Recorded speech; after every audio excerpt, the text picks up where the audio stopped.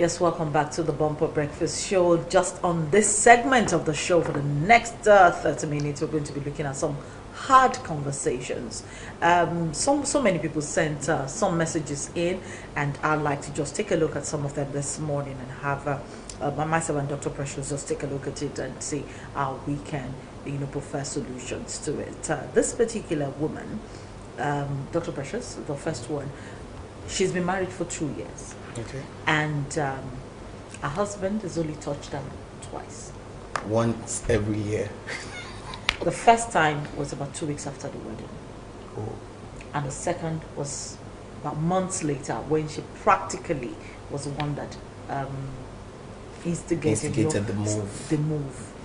Now, young girl, 25-year-old, the guy is in his 30s, late 30s. So a bit older, a bit more advanced in age.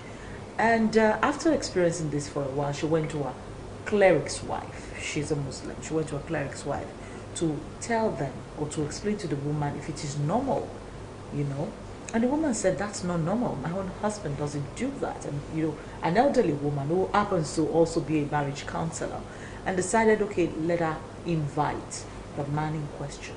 But how do you have, it's not a place. So she had to share with her husband, and then the husband invited the man, and they had a conversation with the man. Lo and behold, the man confessed he's gay.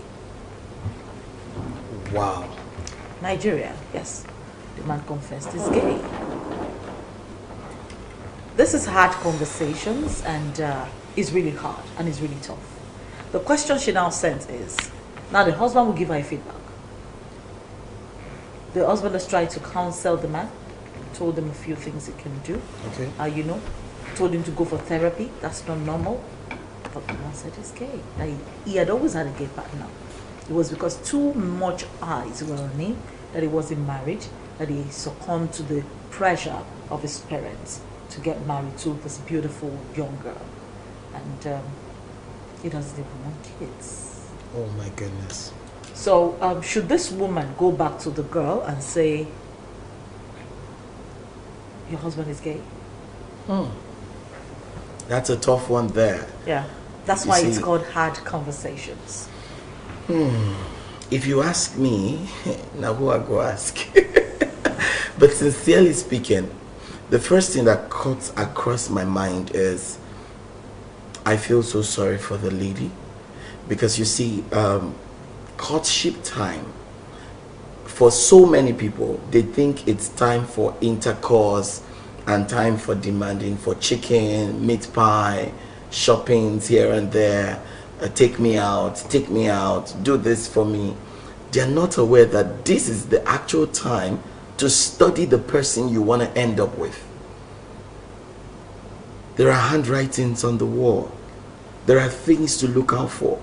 That's why I love what the Christians will say, be not unequally yoked with unbelievers. It will be very difficult for you to see a gay activist who is God activist, who is God addict. I don't know if you get what I'm saying. So if you check the pros and the cons before you get in, you won't eat that corn. Okay, but sincerely now she's in. She's been married for 2 years, and she's a 25-year-old woman. And you see, let me tell you something. The foundation of that relationship is already faulty. The parents, brought them together and all of that. I can't see a future in that home. I cannot see a future. So, you may say you want, see, many a times we want to spiritualize. She doesn't know yet. Now, let me come to your question. Should the woman tell her? If you ask me, I would say they talk to the husband and get his opinion. Should we all break the news to your wife and see how to help your family? If the man is willing, with all the people around him, with the love and the help, he would be better. But if he's adamant, there are some people, whatever you do, you're just wasting your time. A Bob will remain a Bob. You can decide which Bob I'm talking about. Maybe it's Bob Marley or Bob Risky. It's your risky truth. But the point is, she needs to be aware, because right now she's traumatized, she's troubled. But you also know she actually felt that there was something wrong with her. You know, when you said it, before you landed, I was actually thinking that is he impotent? Is his work affecting him? What does he do for? I was already writing out the things that could make a man not be interested in sex. I was checking out what's his temperament. What's intimacy with the wife. You see, there are many things that could. Okay, let me give you a practical example of a Lagos life. You leave your house 4 a.m. in the morning. You're getting back at maybe 11 p.m. You are stressed out. You are fagged out. You are troubled with what's happening at the office. These, as a matter of fact, the Lagos lifestyle can actually lead to erectile dysfunctions. So when you were saying that, I was thinking in another light, but when you said he's gay, and you know what it means to be gay, is homosexual. He had to confess to his Islamic cleric that he's gay, and he has always been gay. Schooled abroad, came back to Nigeria, started working, and he has had this partner for years. This singular partner, he has had that partner for years. The only reason they're not married is because it's not allowed here. He can do that here. But the wife. So he had to succumb to the pressure from his parents to get married. But he's not even attracted to the wife, as it were. But he just made sure, since she's a good girl, you know, and he made sure he married someone who was way younger. I'm just finding it difficult because I can't imagine what the plight of that girl is like now.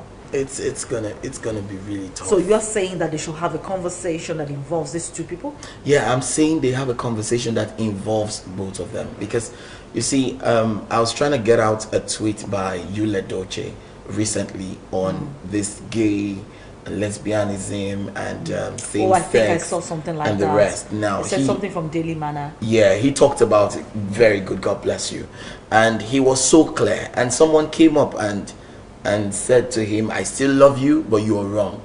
These gay people are very nice people. I live close to one of them in the UK. He's the nicest guy. Now, this man was trying to school Yule Doce, telling him that he has seen people who are gay, but they are positive. But the point right now is not about their character. It's about you going to get married to a woman. Sexual orientation. Yes.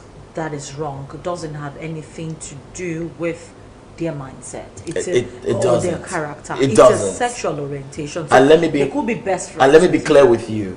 In Nigeria, it's not a tolerated thing. But exists. It exists. So when I got when I got this question, I was shocked. It does exist. That's the truth. It does exist. I don't want to mention a church, but I had the story of a cleric who was laid off because he was gay, and one of his partners started extorting money from him. If you don't give me money, I will expose you. To the extent the guy collected all his money, and he had to go confess to the authorities that come. This is who I am, and they sacked him.